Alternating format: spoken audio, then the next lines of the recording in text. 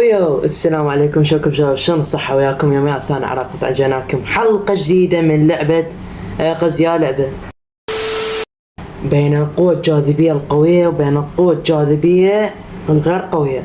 خلينا نجي على العمارة الكبيرة والعمارة الصغيرة.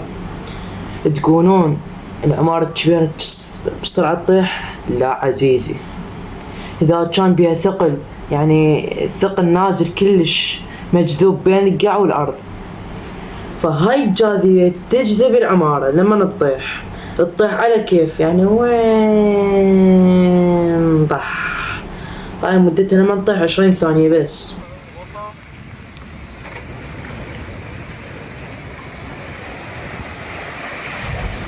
والعمارة الصغيرة مثل هاي قبل تطيح العمارة. خلنا حاجيكم قصة، لو حاجيكم اياها تنصدمون. بين القوة الجاذبية الأرضية، يعني لا تطير ولا هاي، بس هيجي لما تقعد تجيك تطخ بالقاع بيها جاذبية. والقوة الجاذبية بالفضاء، يعني ما بيها جاذبية أبد، يعني لا هي بيها هواء، يعني تختنق تموت. اكو ناس يختنقون يموتون، لأن هواء فارغ، لا يحر ولا هي بارد، هيجي لا تعرف الليل من النهار. فخلنا نحاكيكم سالفة بين الفضاء والأرض. فهاي الأرض مغطاية بالنيتروجين، بين الأكسجين والنيتروجين.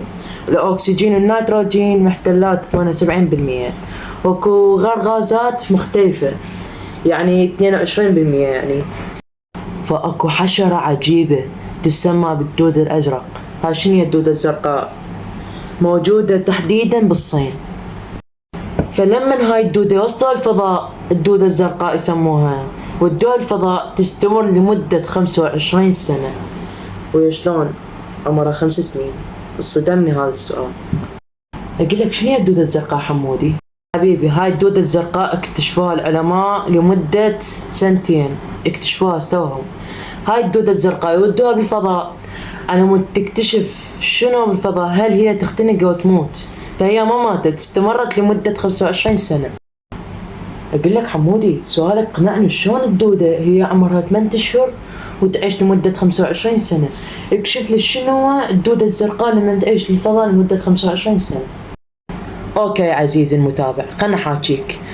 اكو اي حيوان يودونه بالفضاء يموت يوم او يومين يلقوه ميت، اما الدودة الزرقاء بدون اي محطة فضائية يذبوها، لو تطير 10 سنين ما تموت، فهي تستمر لمدة 25 سنة. بس عمودي، يا ترى شلون الدودة تعيش لمدة 25 سنة؟ واكو بشر عمره تحت 100 سنة ويقدر يعيش دقيقة واحدة، شلون يتعيش لمدة 25 سنة؟ هذه خلق من رب العالمين، وهي تخليها تعيش بالسماء مثلا بالفضاء، استغفر الله. فهي لما تعيش بالفضاء تستغرق لمدة 25 سنة وتموت، مو مثل باقي البشر. فهمت هسه. شيكم بين العمارة والصغيرة، عمارة الصغيرة وعمارة الكبيرة. فهاي العمارة الكبيرة تطيح على كيف؟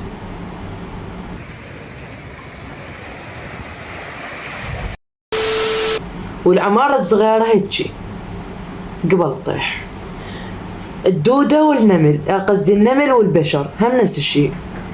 المشية العادية بطيئة عند البشر، والمشية العادية عند النمل سريعة. مثل العمارة الصغيرة والعمارة الكبيرة نفس الشيء. فهم اكو قوة جاذبية.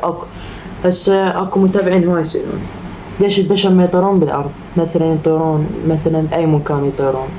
فحبيبي، اكو هيجي غلاف خارجي متغطى بالنيتروجين والأكسجين، هسه قبل شوي قلناهم. فهاي النيتروجين تحافظ على الهواء، وهاي الهواء إذا ماكو هواء بالأرض يموت البشر. فسبحان الله، الله ايش قد حاط لنا شغلات زينة يعني. فتقول ليش جسمنا بهواي عظام وثقل ماكو، الشغلات ماكو. لو شعراي هنا شباب تطلع عنهم ينقرض البشر. فسبحان الله شباب، لا حس ثقل ولا شيء. يعني الله ايش قد منطيك صحة وعافية، اكو ناس لا، فالله يشفيهم ان شاء الله. شباب اقيلكم الجبل مين يجي؟ سؤال يصدمكم، الجبل مين يجي؟ وتنقسم الطبقة الخارجية إلى صفائح متراكمة ضخمة تتحرك باستمرار. عندما تتصادم هذه الصفائح ينتج عنها بروز الجبال للأعلى وتشكل الحفر في قاع المحيط، إذ تتدافع صفيحتان فتنغمس إحداها داخل الأرض، وإذا علقت الصفائح ببعضها ينتج عن ذلك ضغط كبير. اكو احدى الملايين السنين، يعني قبل ملايين السنين، خلنا احاكيكم. مثلا هذا بحر منا، اكو منا قاع، اكو منا قاع وبحر بالنص. فهاي لما تنضرب هيجي، هاي قبل ملايين السنين، هيجي تنضرب وتصير جبل. يب شباب حل التسريحة.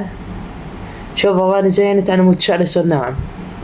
يابا ايش قد امنتج واتعب وتاليها ما اوصل 10,000 مشترك على هذا التعب كله ليش؟